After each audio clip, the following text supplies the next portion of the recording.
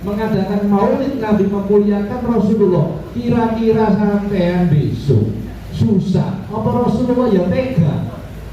Ya jelas gak mungkin tega. Jadi ini cuma pembukaan, insya Allah tausiahnya pada selesai acara.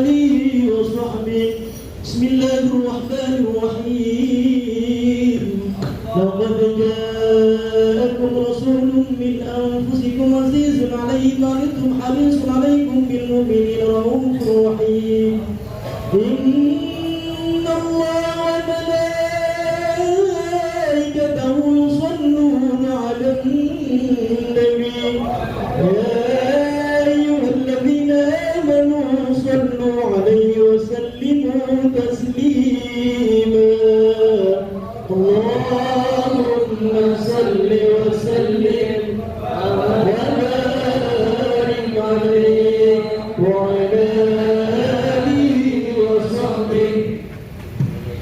فانتصر صدره واستبشارا وازداد الكرسي هيبة وقرا وامتلأت السماوات أنوارا وضجت الملائكة تهليلا وتمجيدا واستغفارا سبحان الله والحمد لله ولا إله إلا الله والله أكبر سبحان الله والحمد لله ولا إله إلا الله والله أكبر سبحان الله والحمد لله ولا إله إلا الله والله أكبر ولم تزل منكرا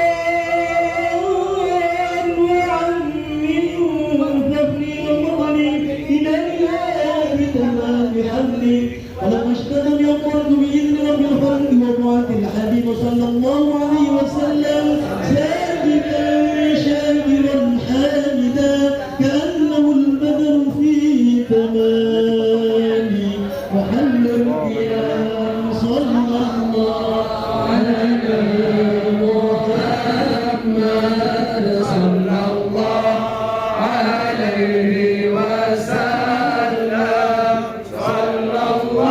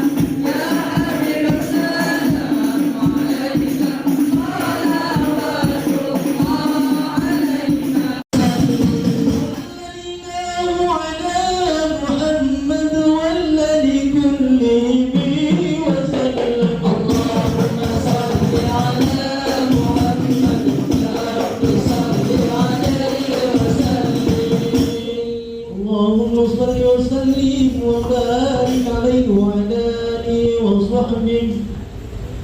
Terima kasih kepada semua hadirin. Acara selanjutnya yaitu acara sambutan dari Ketua Masjid Anwar Jakarta sekaligus mewakili panitia penyelenggara peringatan Maulid Nabi SAW pada malam hari ini yang akan disampaikan oleh Bapak Hadi Sugianto. Kepada beliau dipersilakan.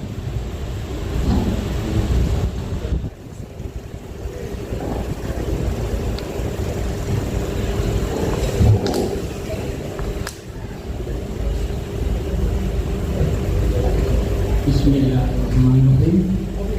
Assalamualaikum warahmatullahi wabarakatuh. Waalaikumsalam warahmatullahi wabarakatuh. Yang kami hormati Al-Mukarram Bapak Gus Muhammad dan yang kami hormati Bapak Haji Muhammad Hadibi, yang kami hormati Ketua Koptanas dan Manajer Koptanas yang saat ini sedang pulang dari umroh. Mudah-mudahan umrohnya diterima oleh Allah.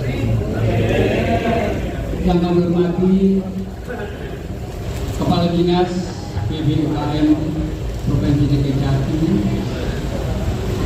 yang kami hormati Asudin PBUKM Jakarta Pusat,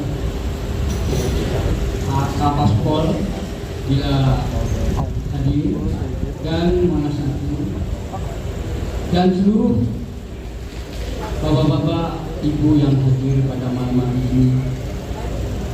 Saya merasa bangga dan penuh keluar air mata bila mendengarkan atau mengucapkan sholawat kepada Nabi besar Muhammad Sallallahu Alaihi Wasallam. Kami selaku Ketua Masjid Anwar Jakarta mengucapkan banyak-banyak terima kasih kepada panitia yang telah bisa melaksanakan pada malam hari ini dengan baik. Innallaha sak temene Allah, sesungguhnya Allah itu bersolawat kepada Nabi. Lah solawatnya Allah itu yang gimana? Iya, Allah solawat nang Nabi, padahal yang menciptakan Nabi adalah Allah. Terus gimana penjabarannya? Kalau solawatnya Jibril, malaikat Jibril ada, yaitu sallallahu ala Muhammad, itu solawat Jibril. Jadi banyak solawat. Nah, innallaha wa malaikatahu yusholluna 'alan nabi ya ayyuhalladzina amanu shollu 'alaihi wa sallimu taslima. Solawatnya Allah ini yang gimana maksudnya? Allah kok solawat? Kalau solawat ya ayyuhalladzina amanu, apa itu? Innallaha wa malaikatahu yushollu 'alan nabi ya ayyuhalladzina amanu shollu 'alaihi wa sallimu taslima. Kalau sholawatnya orang mukmin tahu ada sholawatun nariyah, ada sholawatul kubro, ada sholawatul tafrijiyah, ada sholawat fatih. Itu bentuk memuliakan Rasulullah. Lah sholawatnya Allah itu yang gimana modelnya? Allah kok sholawat nanggone Nabi? Yang menciptakan Nabi adalah Allah. Terus sholawatnya model gimana? Seperti gini, yusabbihu lillahi ma fis samawati wa ma fil ardh. Bertasbihlah apa-apa yang ada di langit, ya termasuk angin, matahari, sinarnya, langit itu bertasbih. Yusabbihu lillahi ma fis samawati wa ma fil ardh. Dan bertasbihlah apa-apa yang ada di bumi. Makanan yang sampai makan itu bertasbih, hewan pun bertasbih. Sama seorang petani zaman dulu, kiai-kiai senangnya tani. Karena apa? Ngerawat tanaman ini yang bertasbih, pahalanya diberikan kepada yang merawat. Sama dengan ternak. memberikan makan kepada hewan itu sedekah. Nah, tasbihnya hewan-hewan tadi diberikan kepada pengurusnya, kepada yang memeliharanya. Makanya biasanya berkah, karena soalnya berhubungan dengan makhluk hidup. Nah, tasbihnya itu beda-beda. Intinya ke tasbih. Kalau tasbihnya manusia, subhanallah walhamdulillah wala ilaha illallah wallahu akbar. Subhanallah walhamdulillah wala ilaha illallah wallahu akbar. Itu tahu kan? Nah, terus tasbihnya hewan sendiri-sendiri. Begitu juga innallaha wa malaikatahu yusholluna 'alan nabi. Nah, tasbihnya Allah itu yang model, yang sholawatnya Allah itu modelnya gimana?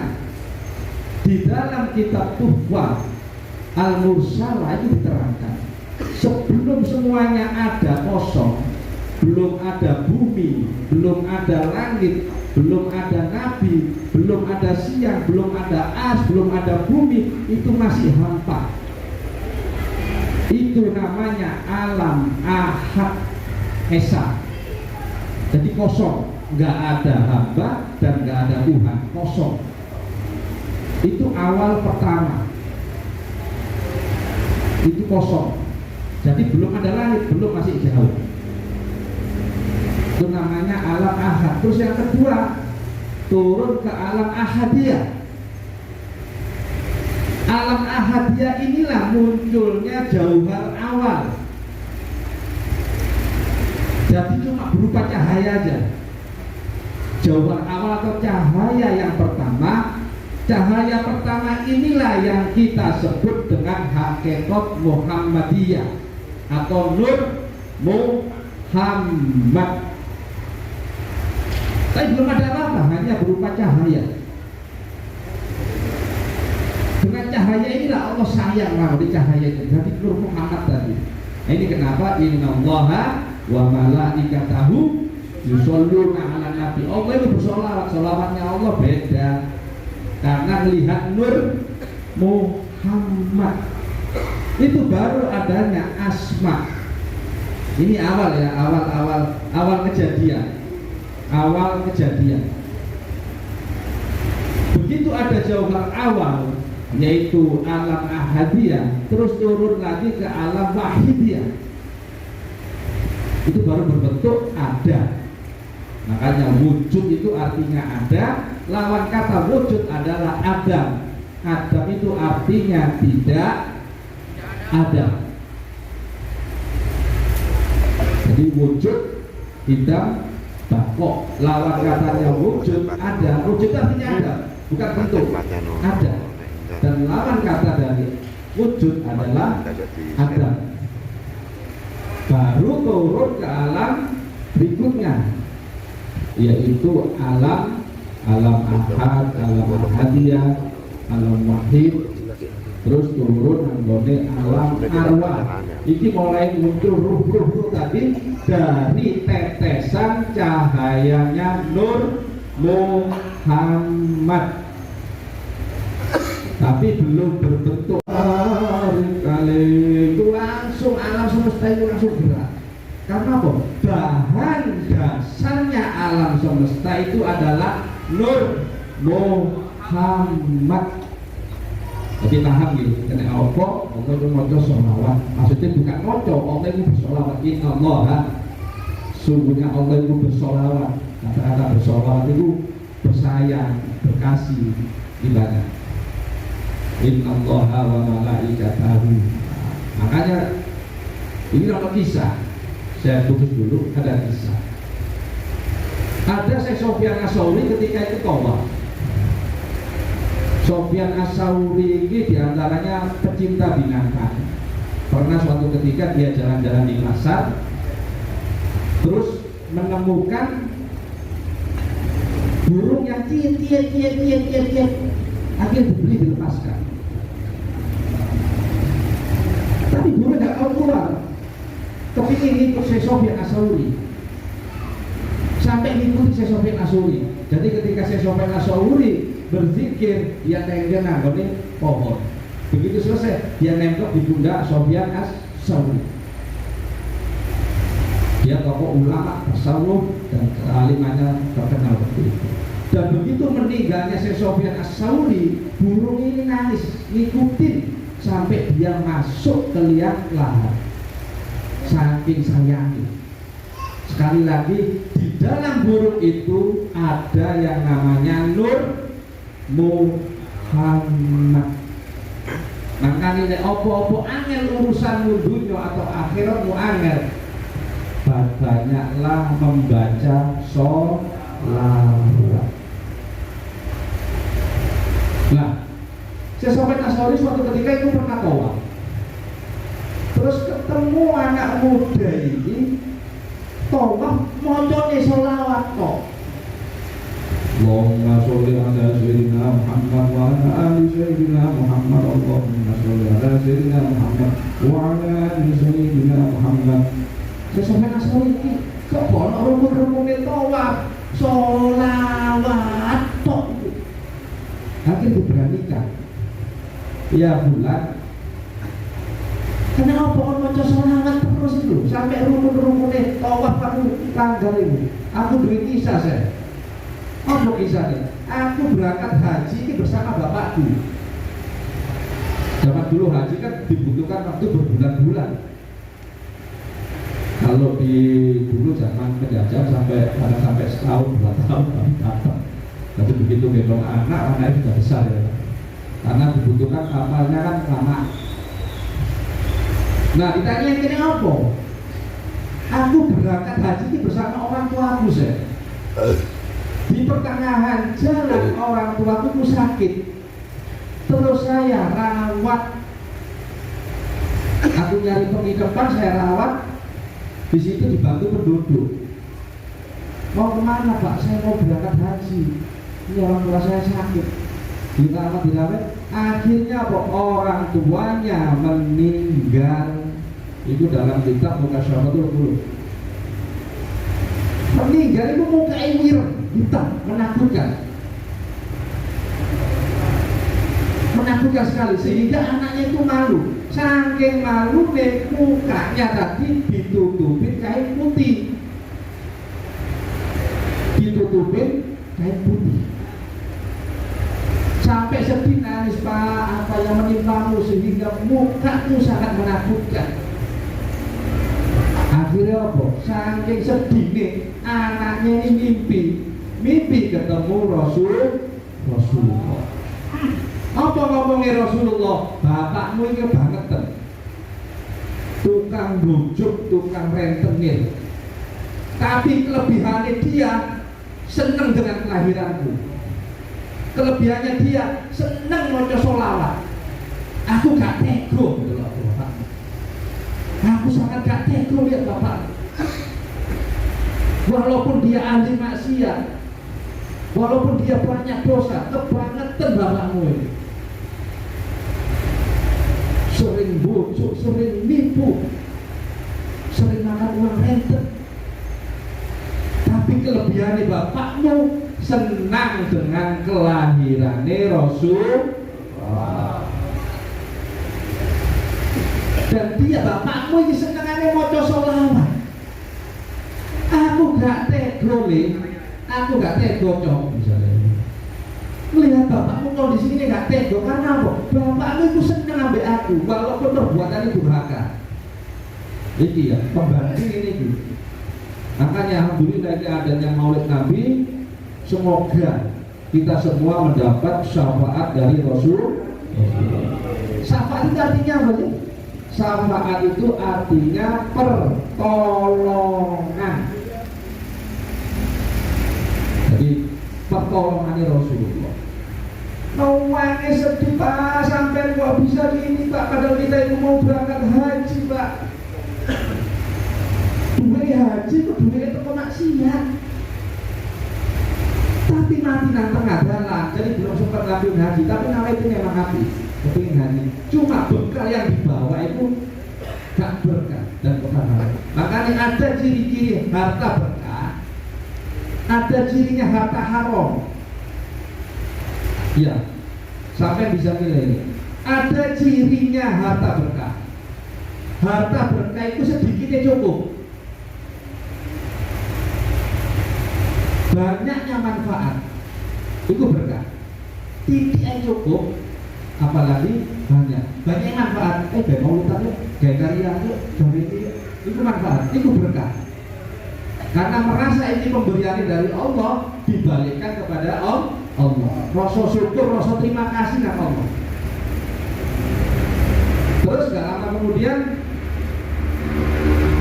ada cirinya harta yang tidak berkah. Apa sih tidak berkah itu?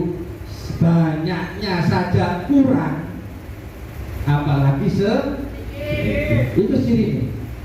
Makanya sampai kanjeng Nabi itu pesan kita, hindarkanlah hutang, karena pemutus yang paling tajam persaudaraan itu adalah memutus seduluran sudah di pertengkaran ini karena hutang.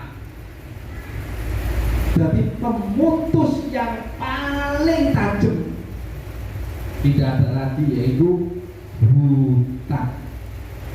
Ditagih ntar, yang utangin kan lama-lama jengkel, utang segitu aja ditagih, macam-macam udah.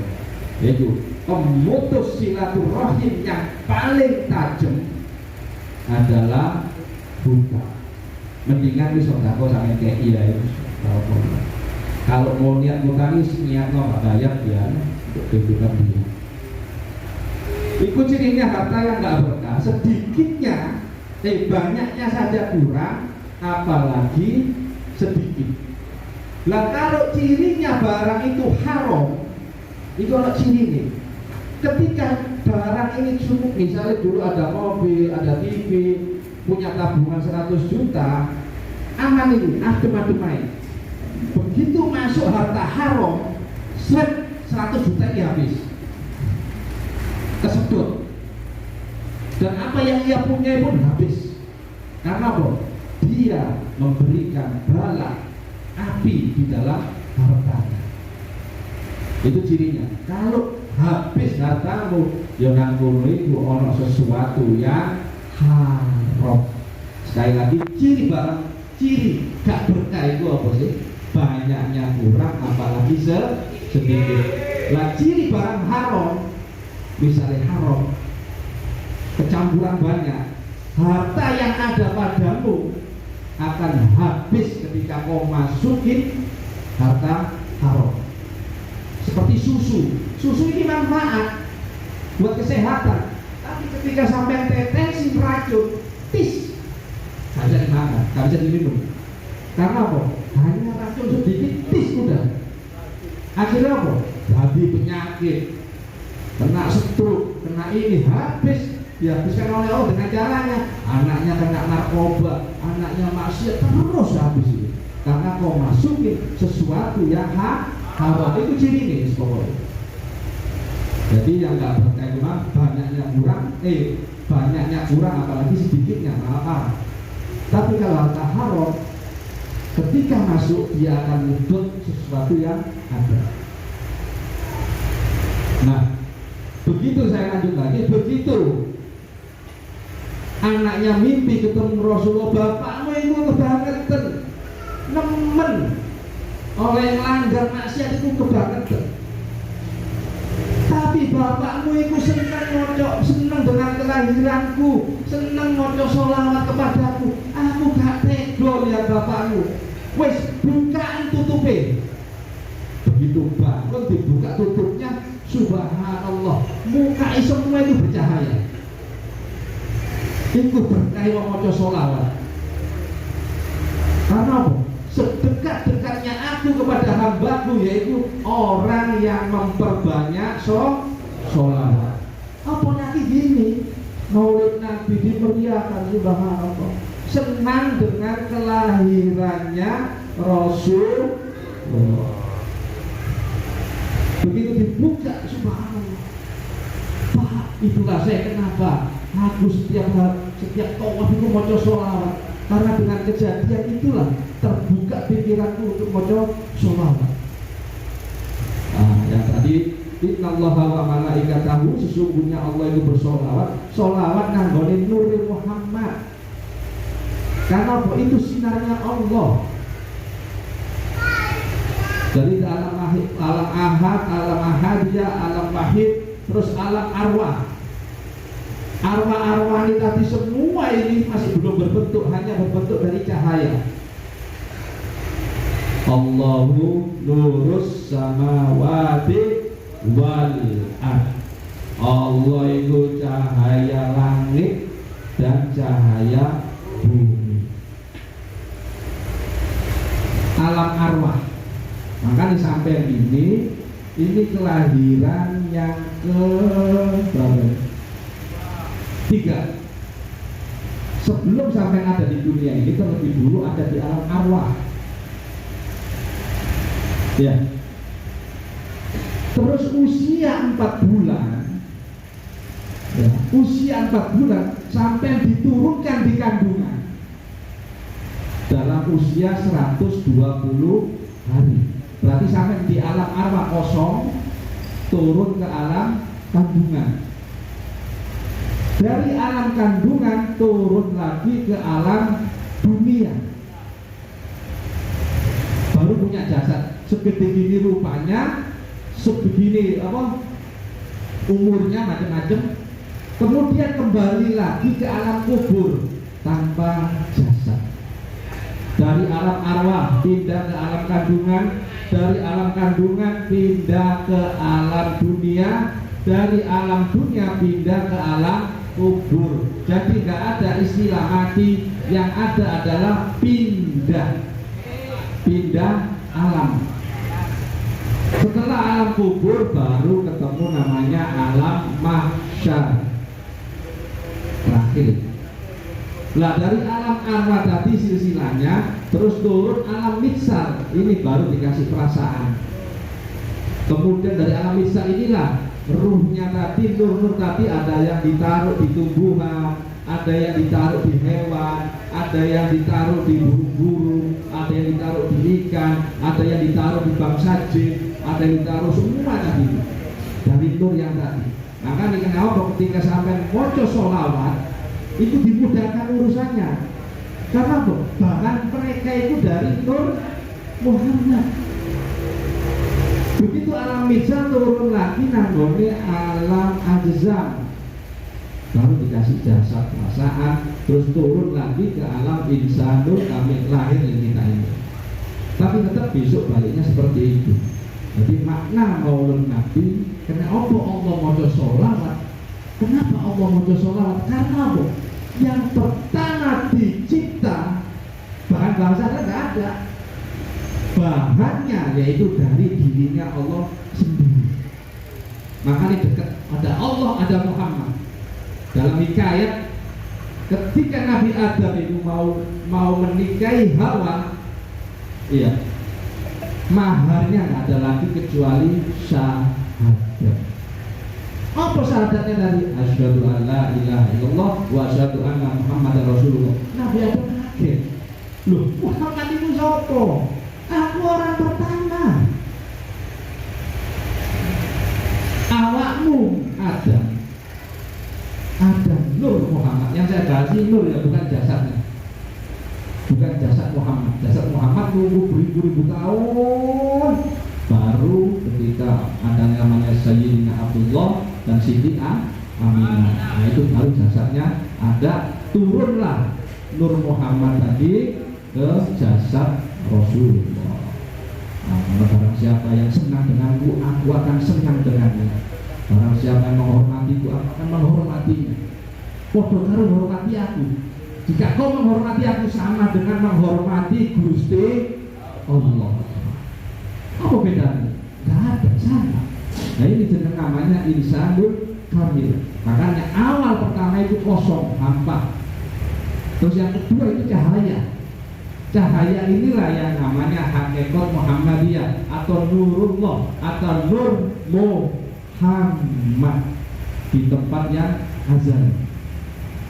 Pernah Rasulullah itu pesan, saya di umat di zaman besok, berarti Rasulullah kayak ngeramal, ngeramar. akan datang suatu zaman, kata Rasulullah. Berarti dia tahu yang akan datang.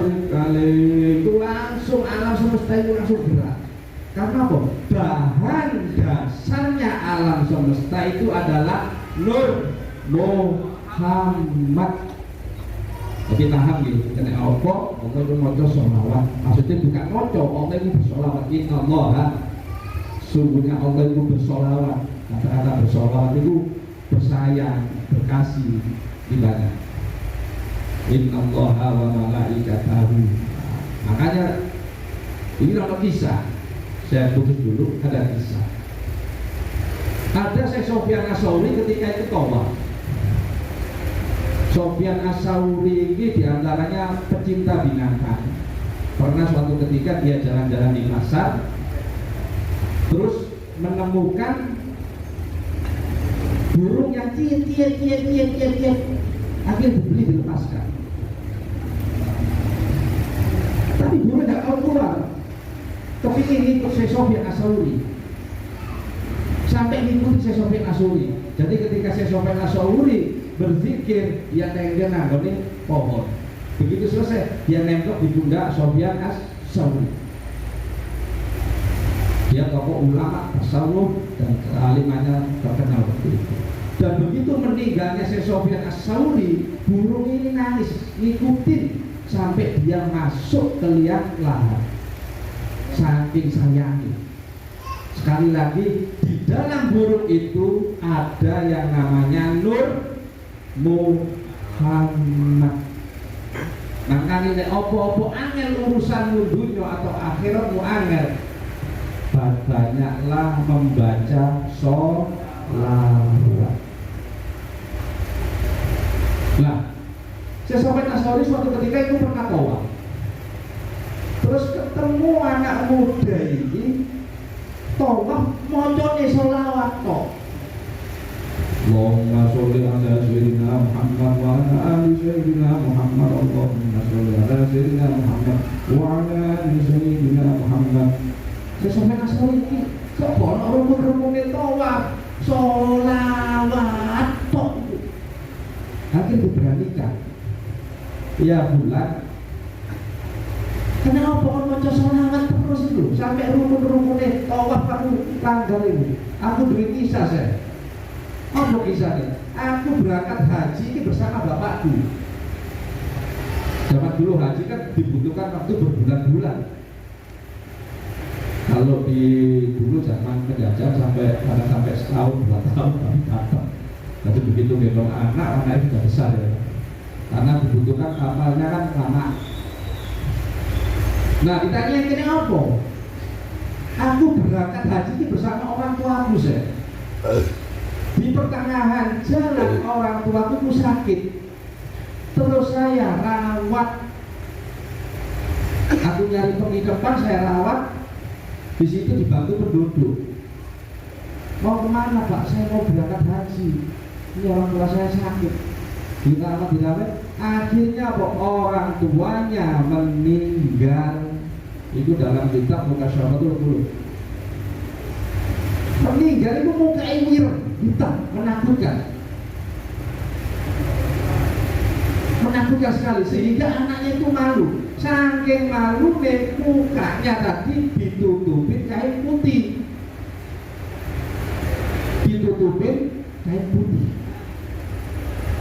sampai sedih nangis, Pak, apa yang menimpamu sehingga mukamu sangat menakutkan. Akhirnya apa? Saking sedih nih, anaknya ini mimpi ketemu Rasulullah. Apa ngomongnya Rasulullah? Bapakmu ini banget tukang bujuk, tukang rentenir. Tapi kelebihannya dia seneng dengan kelahiranku. Kelebihannya dia seneng maca sholawat. Aku gak tego gitu loh Bapak. Aku sangat gak tego lihat Bapak. Walaupun dia ahli maksiat, walaupun dia banyak dosa, kebangetan bapakmu ini. Sering bujuk, sering nipu, sering makan uang renten. Tapi kelebihan dari bapakmu senang dengan kelahiran Rasul. Dan dia bapakmu ini senengannya maca sholawat. Aku gak tego Le, aku gak tego Cok misalnya.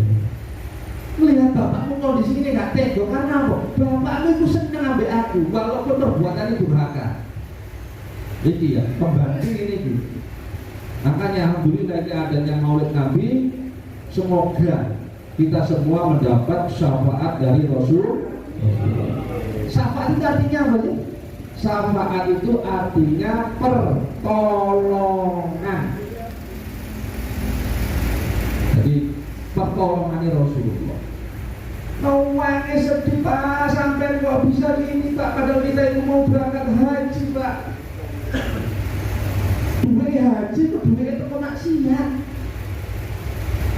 Tapi nanti tengah jalan, jadi belum sempat ngambil haji, tapi nama itu memang haji, kepingin haji. Cuma berkah yang dibawa itu gak berkah dan bukan haram. Makanya ada ciri-ciri harta berkah, ada cirinya harta haram.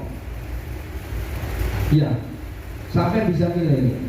Ada cirinya harta berkah. Harta berkah itu sedikitnya cukup. Banyaknya manfaat itu berkah. Tidaknya cukup, apalagi banyak manfaat. Kayak maulutannya, kayak karyanya, itu manfaat, itu berkah. Karena merasa ini pemberian dari Allah, dibalikkan kepada Allah. Rasa syukur, rasa terima kasih dengan Allah. Terus gak lama kemudian ada cirinya harta yang tidak berkah. Apa sih tidak berkah itu? Banyaknya saja kurang, apalagi sedikit. Itu cirinya. Makanya sampai kanjeng Nabi itu pesan kita, hindarkanlah hutang, karena pemutus yang paling tajam persaudaraan itu adalah pemutus seduluran sudah di pertengkaran ini karena hutang. Jadi pemutus yang paling tajam tidak ada lagi, yaitu hutang. Ditagih tar, yang utang kan lama-lama jengkel. Utang segitu aja ditagih, macam-macam udah. Yaitu pemutus silaturahim yang paling tajam adalah hutang. Mendingan di sodako sama kayak iya itu. Kalau mau niat ngutangi, niat nggak bayar dia untuk kehidupan dia. Ikut cirinya harta yang nggak berkah, sedikitnya, banyaknya saja kurang, apalagi sedikit. Lah kalau cirinya barang itu haram, itu kalau ciri nih.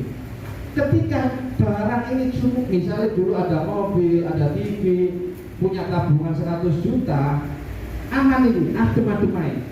Begitu masuk harta haram, 100 juta ini habis, kesedot, dan apa yang ia punya pun habis. Karena apa? Dia memberikan bala api di dalam hartanya. Itu cirinya. Kalau habis hartamu, ya nanggung itu ono sesuatu yang haram. Sekali lagi, ciri gak berkah itu apa sih? Banyaknya kurang, apalagi sedikit. Lah ciri barang haram, misalnya haram, kecampuran banyak, harta yang ada padamu akan habis ketika kau masukin harta haram. Seperti susu ini manfaat buat kesehatan, tapi ketika sampai tetensi beracun, gak bisa dimakan, gak bisa diminum. Karena apa? Hanya racun sedikit, udah. Akhirnya apa? Jadi penyakit, kena stroke, kena ini, habis. Dihabiskan oleh Allah dengan caranya. Anaknya kena narkoba, anaknya maksiat, terus habis itu. Karena kau masukin sesuatu yang haram. Itu ciri nih pokoknya. Jadi yang nggak berkah itu banyaknya kurang, apalagi sedikitnya malah parah. Tapi kalau harta haram, ketika masuk dia akan menuntut sesuatu yang ada. Nah, begitu saya lanjut lagi, begitu anaknya mimpi ketemu Rasulullah, bapakmu itu kebangetan, nemen oleh langgar maksiat itu kebangetan. Tapi bapakmu itu seneng dengan kelahiranku, seneng moco sholawat kepadaku. Aku gak tega lihat bapakmu. Wes bukaan tutupe. Begitu bangun dibuka tutupnya, subhanallah, muka semua itu bercahaya. Itu berkah moco sholawat. Karena apa? Sedekat-dekatnya aku kepada hambaku, yaitu orang yang memperbanyak sholawat. Apa nanti gini, Maulid Nabi dimeriahkan, subhanallah, senang dengan kelahirannya Rasulullah.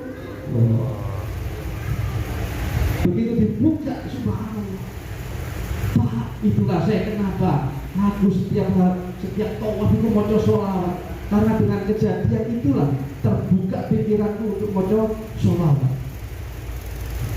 Yang tadi, innallaha wa malaikatahu, sesungguhnya Allah itu bersolawat. Solawat nanggone nuril Muhammad. Karena apa? Itu sinarnya Allah.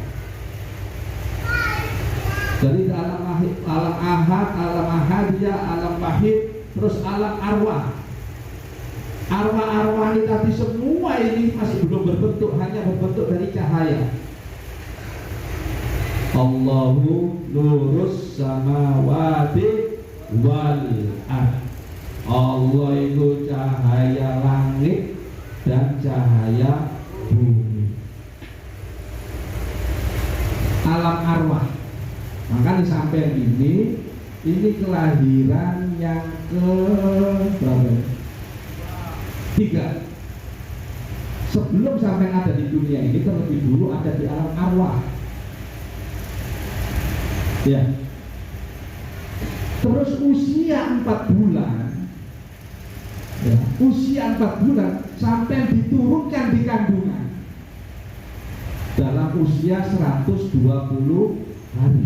Berarti sampai di alam arwah kosong, turun ke alam kandungan.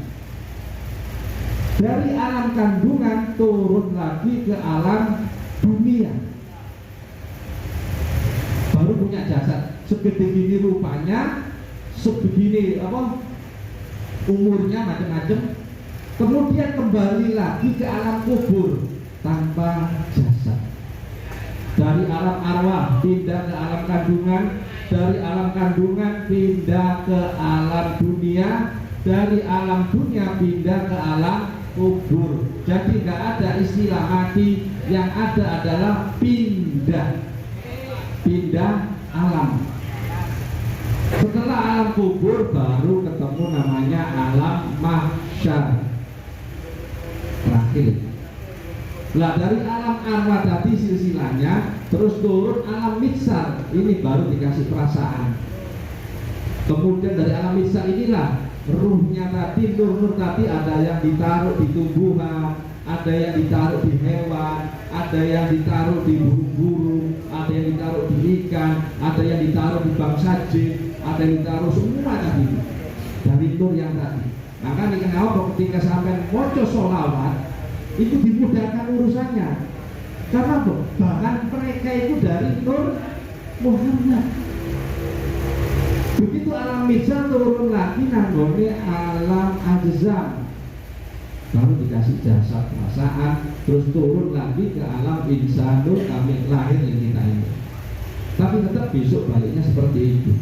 Jadi makna Maulid Nabi, kenapa Allah mau sholawat? Kenapa Allah mau sholawat? Karena apa? Yang pertama dicipta bahan bahasanya nggak ada, bahannya yaitu dari dirinya Allah sendiri. Makanya dekat, ada Allah, ada Muhammad. Dalam hikayat ketika Nabi Adam itu mau menikahi Hawa, iya, maharnya nggak ada lagi kecuali syahadat. Apa syahadatnya dari asyhadu an la ilaha illallah wa asyhadu anna Muhammadar Rasulullah. Nabi Adam kaget. Loh, Muhammad itu siapa? Aku orang pertama. Awal ada Nur Muhammad. Yang saya bahas ini Nur ya, bukan jasadnya, bukan jasad Muhammad. Jasad Muhammad nunggu beribu-ribu tahun baru ketika ada namanya Sayyidina Abdullah dan Siti Aminah. Nah itu baru jasadnya ada, turunlah Nur Muhammad tadi ke jasad Rasulullah. Nah, barang siapa yang senang denganku, aku akan senang dengannya. Barang siapa yang menghormatiku, aku akan menghormatinya. Padha karo menghormati aku. Jika kau menghormati aku sama dengan menghormati Gusti Allah. Apa bedanya? Tidak ada, sama. Nah ini jenis namanya insanul kamil. Makanya awal pertama itu kosong, hampa. Terus yang kedua itu cahaya. Cahaya inilah yang namanya hakikat Muhammadiyah atau Nurullah atau Nur Muhammad di tempat yang azali. Pernah Rasulullah itu pesan, saya di umat di zaman besok, berarti Rasulullah kayak ngeramar, ngeramar akan datang suatu zaman, kata Rasulullah. Berarti dia tahu yang akan datang.